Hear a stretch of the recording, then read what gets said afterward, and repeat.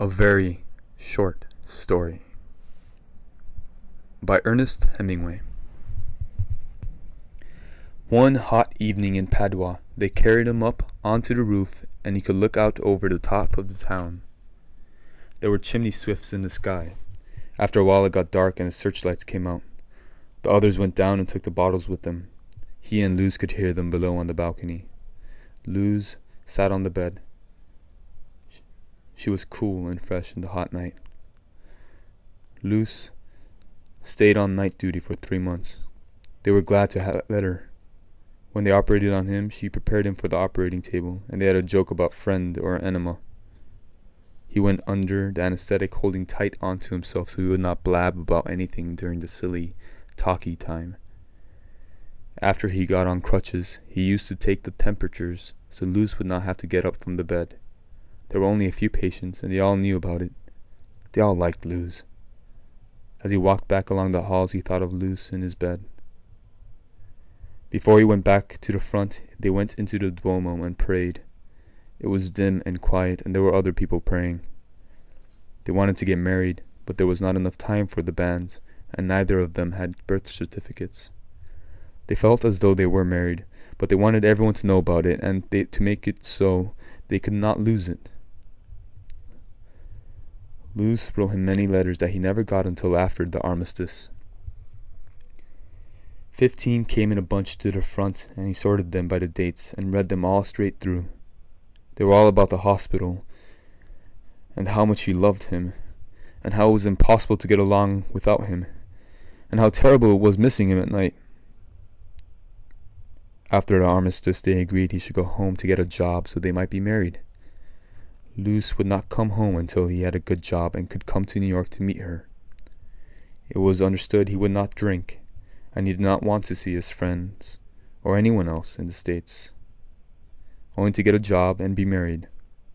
On the train from Padua to Milan, they quarreled about her not being willing to come home at once. When they had to say goodbye in the station at Milan, they kissed goodbye, but were not finished with the quarrel. He felt sick about saying goodbye like that. He went to America on a boat from Genoa.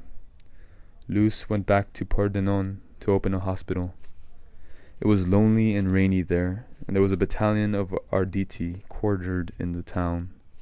Living in the muddy, rainy town in the winter, the major of the battalion made love to Luz, and she had never known Italians before, and finally wrote to the States that theirs had been only a boy and girl affair. She was sorry, and she knew he would probably not be able to understand, but might someday forgive her and be grateful to her, and she absolutely unexpectedly, to be married in the spring. She loved him as always, but she realized now it was only a boy and girl love. She hoped he would have a great career and believed in him absolutely. She knew it was for the best. The major did not marry her in the spring or any other time. Luz never got an answer to the letter to Chicago about it. A short time after, he contracted gonorrhea from a salesgirl in Loop department store while riding in a taxicab through Lincoln Park. While the bombardment was knocking on the trench to pieces at Fossalta, he lay very flat and sweated and prayed. "Oh, Jesus Christ, get me out of here. Dear Jesus, please get me out. Christ, please, please, please, Christ. If you only get me from getting killed, I'll do anything you say. I believe in you, and I'll tell everybody in the world that you are the only thing that matters. Please, please, dear Jesus." The shelling moved further up the line.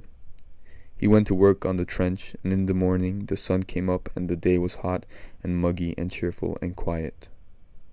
The next night, back at Mestre, he did not tell the girl he went upstairs with at the Via Rosa about Jesus, and he never told anybody.